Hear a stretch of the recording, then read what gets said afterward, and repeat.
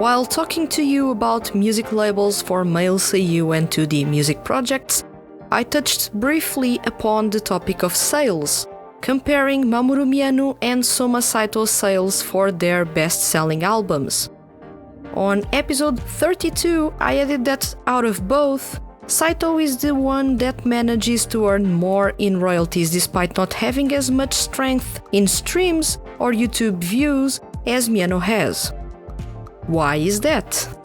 Well, in these and in the next couple of episodes, I will give you some pointers on what are music royalties, how royalties work, types of music rights, types of royalties, when those are paid, who are paid, and let's go over a simulation of how much a seiyuu artist earns through streaming services between other details. If any or all of these things are scaring you a bit, fair enough, this is a heavy and complex theme that intertwines law and music. Rest assured that you and I will go over all of these topics in a simple way and with plenty of examples to illustrate each. Let's kick off this episode of Seiyuu Lounge.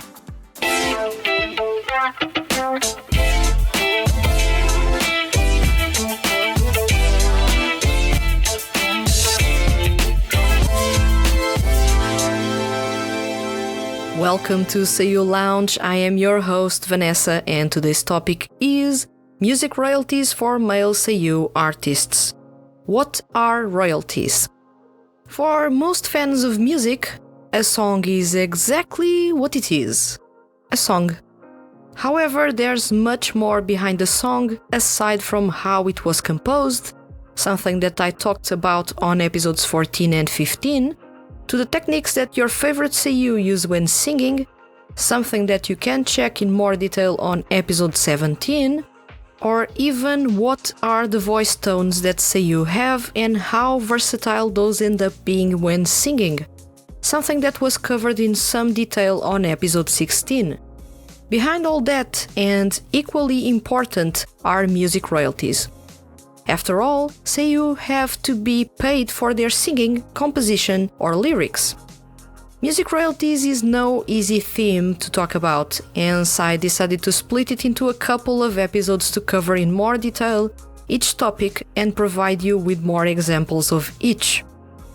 For reference, I have a bachelor's in law and have briefly worked with both a music label and a concert promoter covering performing arts and copyright law.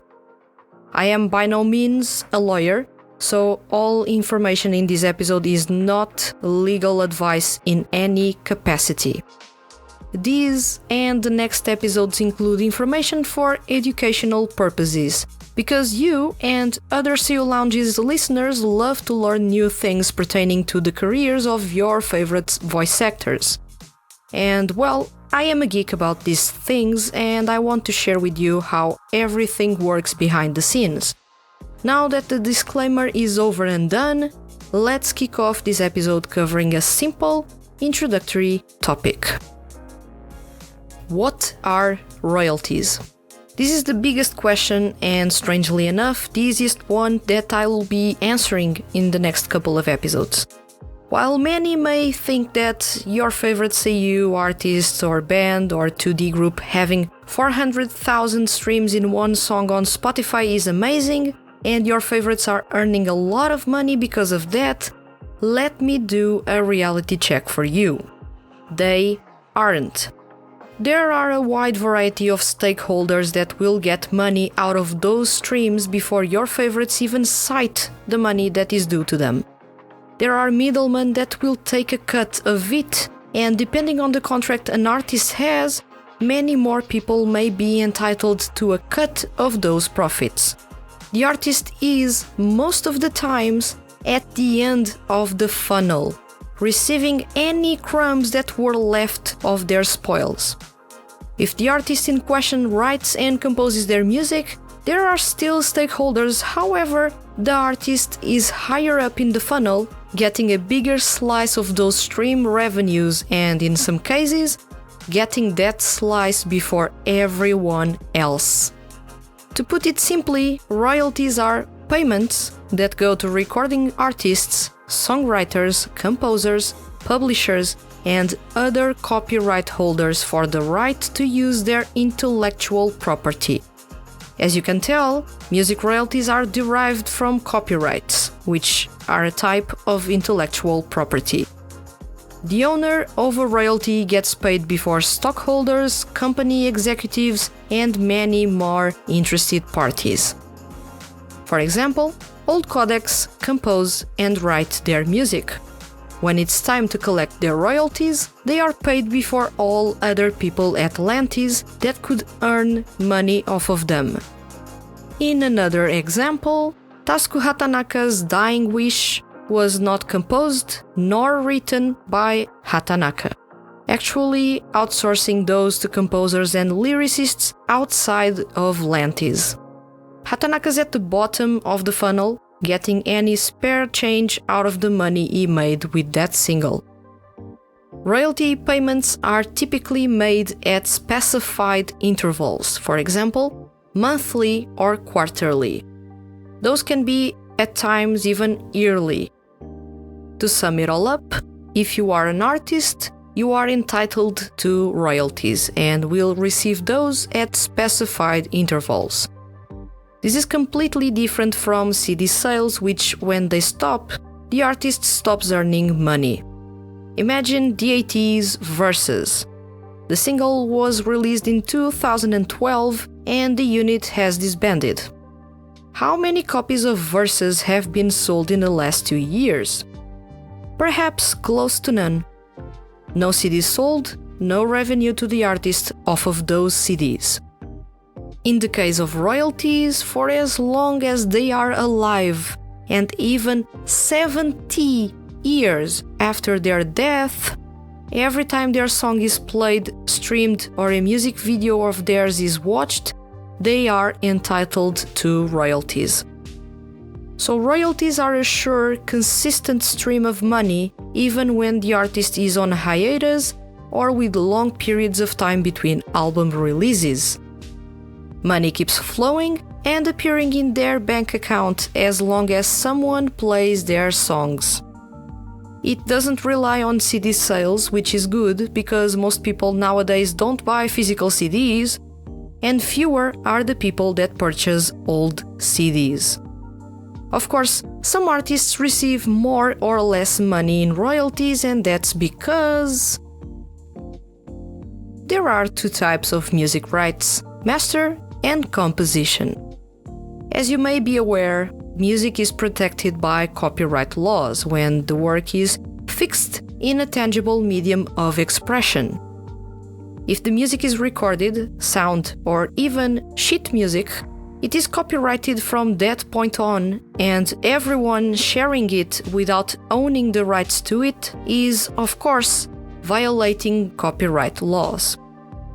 I won't dive into detail about what happens when people violate copyright laws, so let's get back on track. Every song has two copyrights: the composition, which is the song as it is written, which includes the lyrics, chords, harmony, and melody, and the sound recording, which is the song as it is recorded, which is the final version of the song as you know it. Composition copyright is obtained whenever an authentic and unique musical work is committed to a tangible medium, whether it's a piece of paper, sheet music, an Instagram video, or even a single tweet. Sound recording copyright refers to the master rights, and these usually belong to either the artist, record label, recording studio, in the case the artist is unable to pay for recording services, or any other parties that financed the recording. The royalties generated by the sound recording copyright are called recording rights. Some people call it master rights. Royalties stemming from the composition copyright are referred to as publishing rights, or sometimes songwriter rights. Take, for example, Soma Saito's Kitchen from his second full-length album, In Bloom. Composition copyright covers the song as written, and it is held by the songwriter. In this case, Soma Saito himself. He wrote the melody, harmony, notes, sheet music if any, and lyrics to this song. As soon as that song was recorded, another copyright was generated. That's the sound recording copyright. In this case, the person or band that recorded the song owns the recording copyright. The music label may take a cut as well in this case.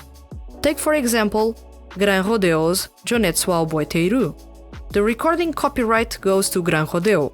The band members recorded their performances for that song. They are the ones that own the recording copyright. Let's sum this all up using the two examples I've given. In the case of Soma Saito's Kitchen, he wrote the melody, harmony and lyrics to the song. So he owns composition copyrights.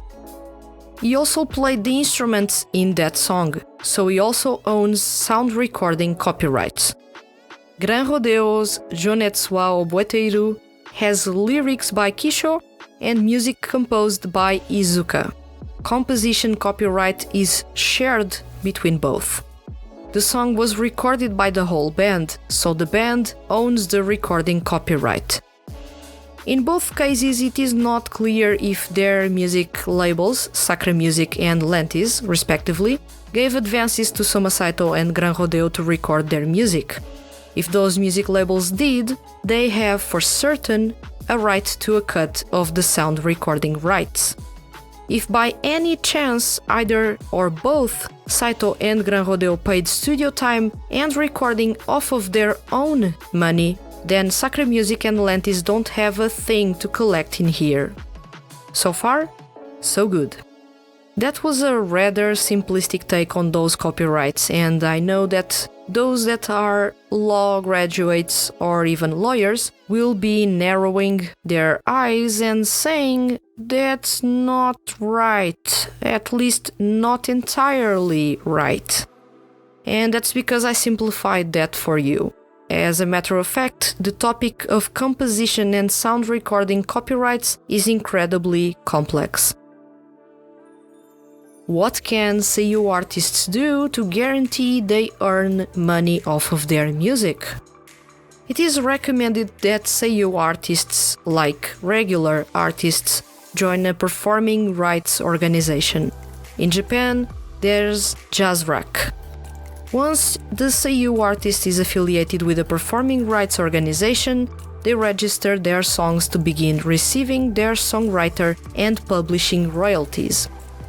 Songwriter royalties are always paid out to the credited songwriters of the composition. The music label, publisher, producer, manager, or bandmates can't take those royalties away from them. These are assured. Publishing royalties. Songwriters may be signed to publishers in what's called a publishing deal. Music publishing companies temporarily take ownership of the artist's songs and manage the lifespan and monetary potential of that artist's music. Royalties generated are typically split 50-50 between songwriter and publisher.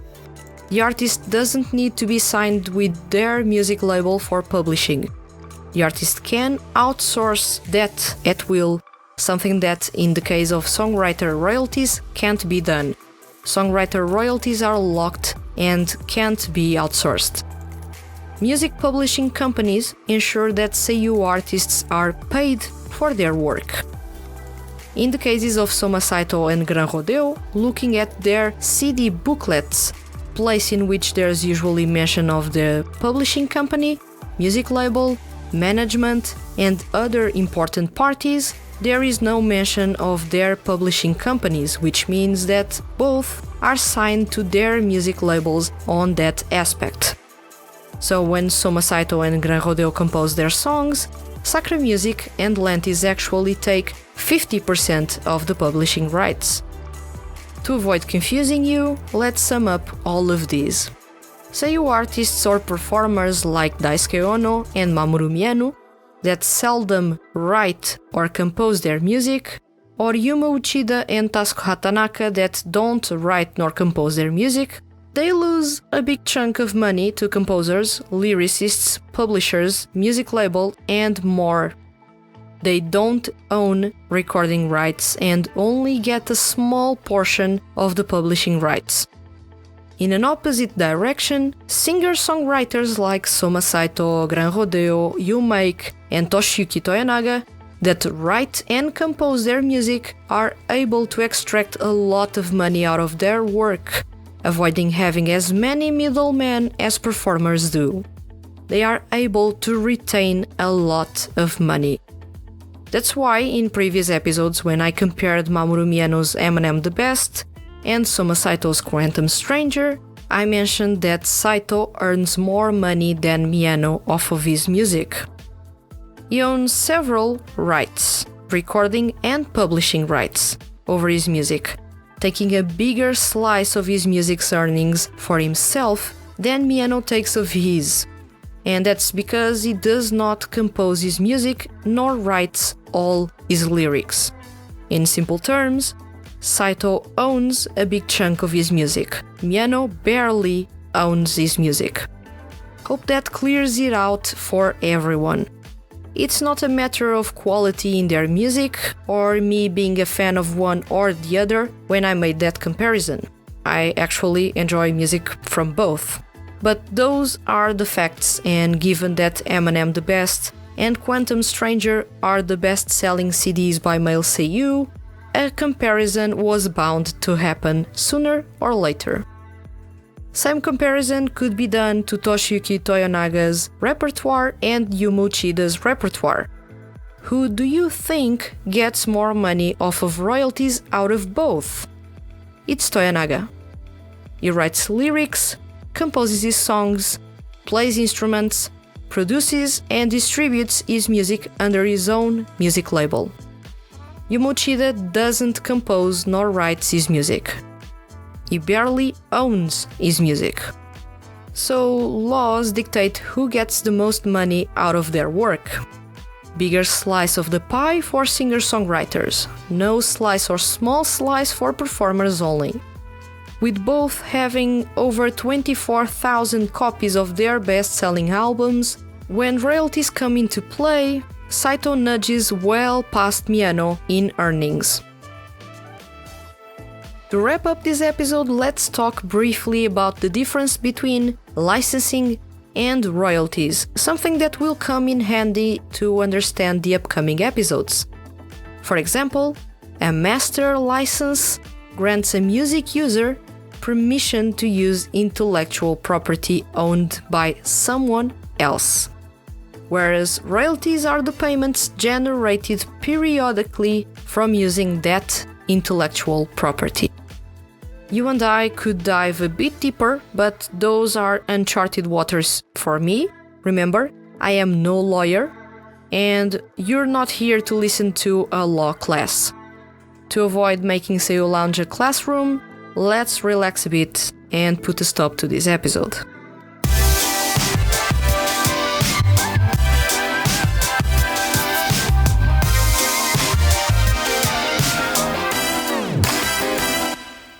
Well, this was quite the intense episode. I hope that when this episode ends, you're left with a lot of knowledge, or at least some curiosity about music royalties, and know how things are not black or white, but more like grey for seiyuu artists.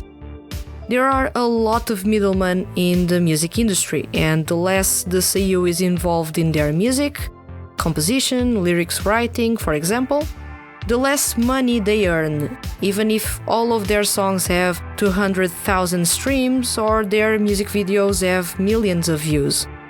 At times, the seiyuu artist won't even get 10% of the earnings generated by their music. That's the sad, cruel truth about the music industry, and in a way, something that explains why some seiyuu artists that sell poorly end up retiring from the music industry. There's too much at stake for seiyuu that venture towards a career as an artist, be it solo, band, or seiyuu unit. And as you can tell, a song is not just a song. It's so much more. Now tell me, after all this talk about royalties and copyrights, do you think it is worth being in the music industry for Seiyu? Is it a gamble? Let me know in the comments below, and remember, leave your comments as complex or as simple as they may be, and you can be featured on upcoming episodes of Seiyu Lounge. If you enjoyed this episode and don't want to miss the Hand That Feeds HQ's weekly Male Seiyu and music-related content, hit the subscribe button. I'll return next week with another episode of Seiyu Lounge. Thank you for listening and see you guys around.